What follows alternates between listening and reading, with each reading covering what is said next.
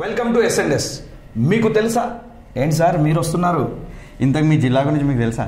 మా జిల్లా సూర్యాపేట సార్. నల్గొండ జిల్లా నుంచి విడిపోయి ఏర్పడింది సార్. అవును, అంతేనా? అంతేనా అంటే ఇంకేదైనా ఉందా సార్? చాలా చరిత్ర ఉంది సూర్యాపేట వెనుక. అవునా సార్? ఒకప్పుడు దీన్ని బాణుపురి అని పిలిచేటోళ్ళు. అంటే సూర్యుని కిరణాలు ఒక తొలిసారిగా పడేటువంటి ప్రాంతం కాబట్టి దాన్ని బాణుపురి అని పిలిచేవాళ్ళు. ఇది ఒకటే కాదు, ఆ జిల్లాకి ఎంతో చరిత్ర ఉంది. మీకు పిల్లల మరి తెలుసుగా? పిల్లల మరి అంటే ఏది మొన్న miss world Mahabubnagar master. ఈ సూర్యాపేట పక్కనే ఉంటది పిల్లల మరి అని. అక్కడ ఒకటి చెన్నకేశ్వర ఆలయం ఉంటది.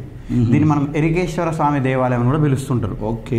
ఈ టెంపుల్ వెనుక చాలా చరిత్ర ఉంటది, చాలా ప్రసిద్ధి. ఎస్.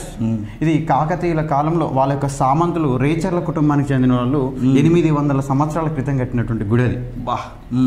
ఎస్. ఆ గుడిని చూస్తే మనకు రామప్ప గుడి లెక్కనే సేమ్ అనిపిస్తూ ఉంటది. ఇది రేచర్ల వాళ్ళు కట్టించిన, కాకతీయులు కట్టించినటువంటి. ఎస్, సేమ్ అలా సిమిలర్ మన దగ్గర ఉంది. అది ఒకటే కాదు మాస్టర్, 2000 ఏళ్ళ కింది ఇది. మనకు ఫణిగిరి మీకు ఐడియా ఉండే ఉంటది. ఫణిగిరి అంటే బౌద్ధ.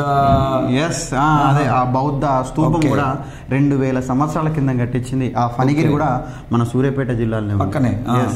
ఇవన్నీ కాకుండా ఇంకొకటి ఏంటంటే దీన్ని మనం గేట్ వే ఆఫ్ తెలంగాణ అని కూడా పిలుస్తుంటాం. ఇది మన ఆంధ్ర నుంచి వస్తుంటే ఫస్ట్ డిస్టిక్ అదే కాబట్టి. ఎస్, అందుకోసం దీన్ని పిలుస్తూ ఉంటాం.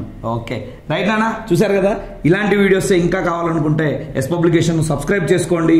మీ జిల్లా ఏదో కామెంట్ చేయండి. నెక్స్ట్ వీడియో మీ గురించి, దాని చరిత్ర నేను చెప్తా. Do subscribe. Thank you.